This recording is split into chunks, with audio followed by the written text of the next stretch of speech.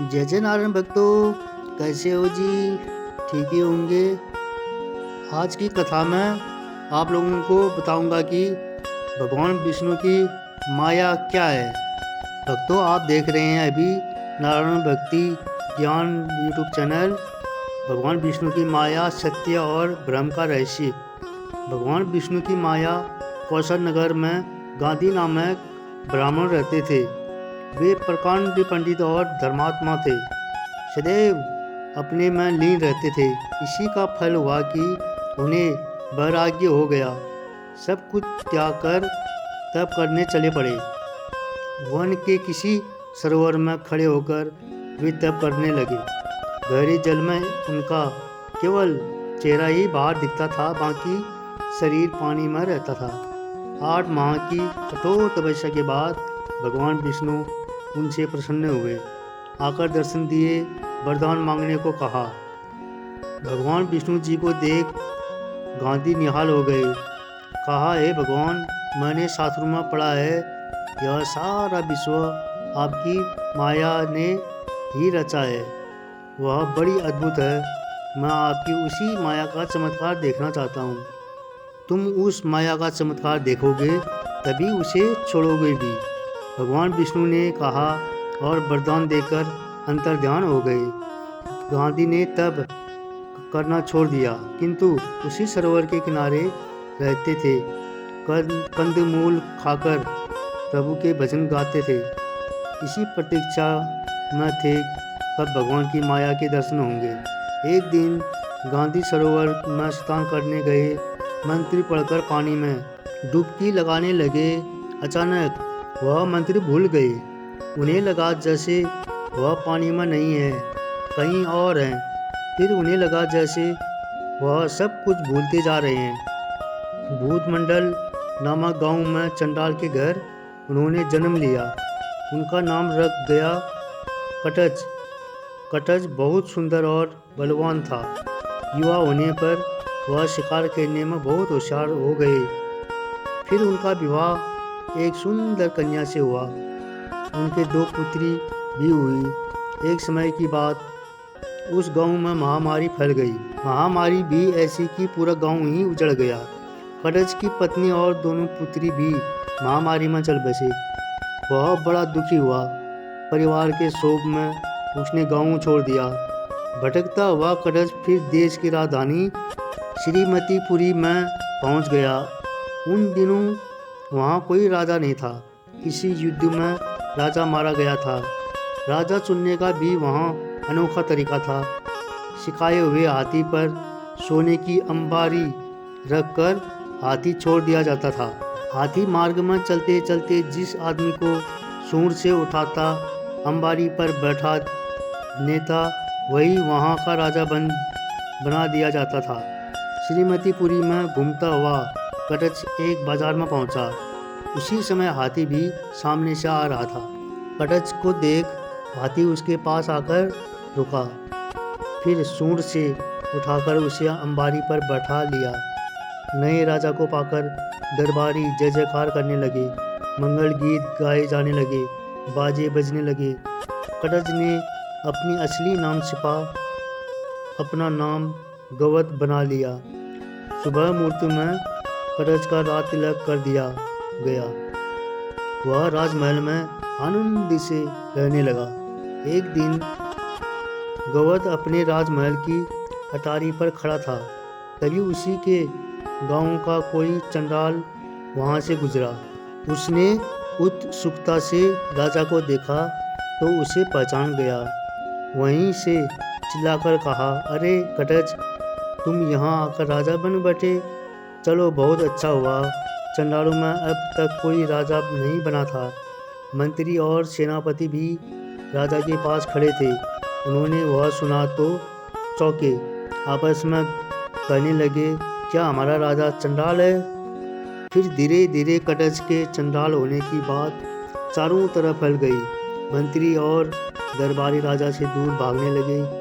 कुछ दिन तक तो वह अकेला रहा।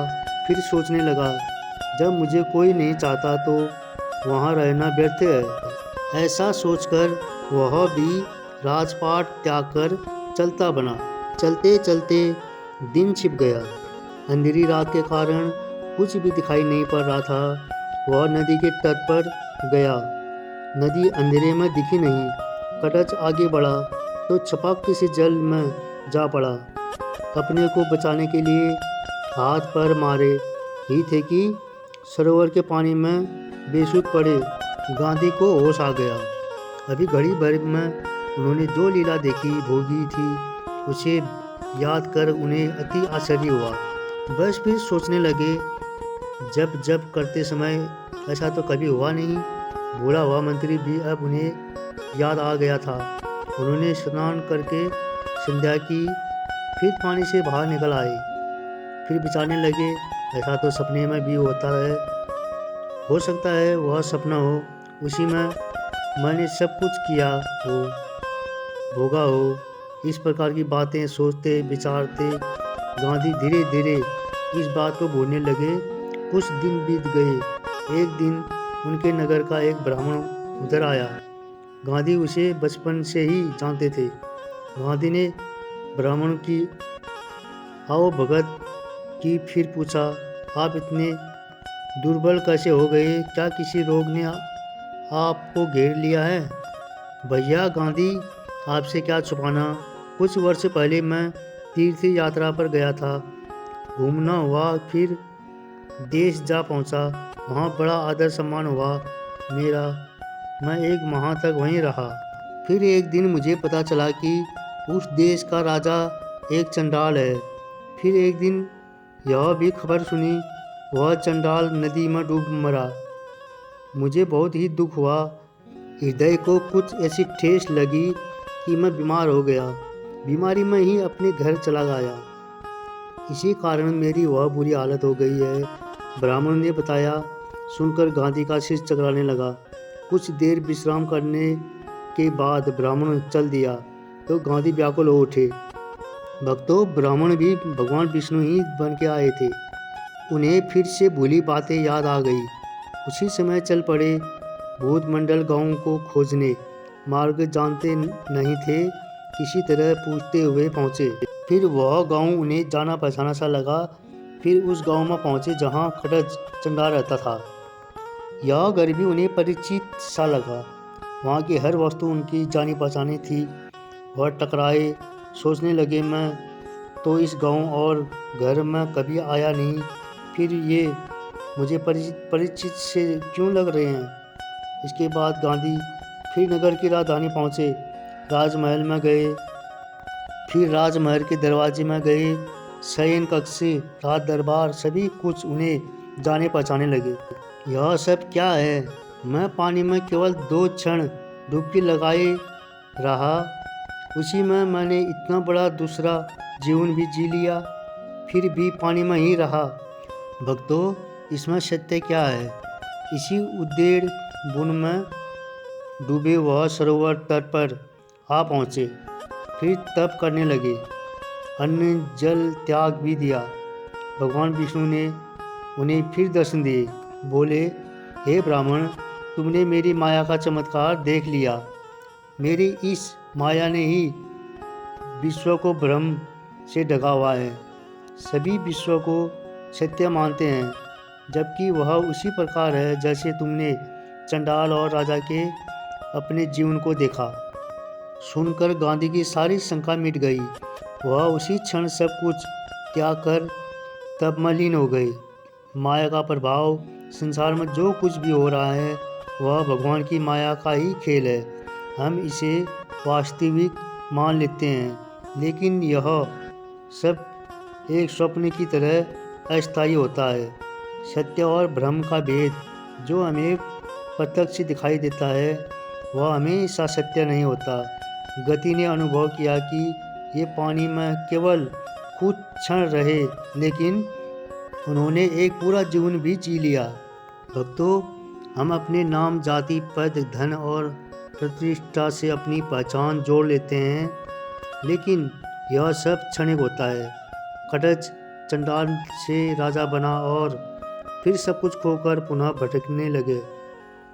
जब गांधी को इस सत्य का बोध हुआ कि संसार एक भ्रम है, तो उन्होंने तपस्या और आध्यात्मिक साधना का मार्ग चुना। यदि व्यक्ति सच्चे मन से भगवान की कृपा चाहता है तो ईश्वर उसे सत्य का अनुभव कराते हैं और आत्मबोध की ओर ले जाते हैं। जिस तरह सपना देखते समय हमें वह वास्तविक लगता है, वैसे ही जीवन भी भगवान की माया से निर्मित एक बड़ा सपना है। जागने के बाद ही हमें इसका बोध होता है। यह संसार नश्वर है, हमें इसे ही सब कुछ मानकर अहंकार नहीं करना चाहिए। सच्चा सुख और साक्षात सत्य केवल भगवान की शरण में जाने से ही प्राप्त हो सकता है। भक्तों, कैसा लगा आज की यह कथा ज़रूर बताइए कमेंट करके। जय जय नारायण।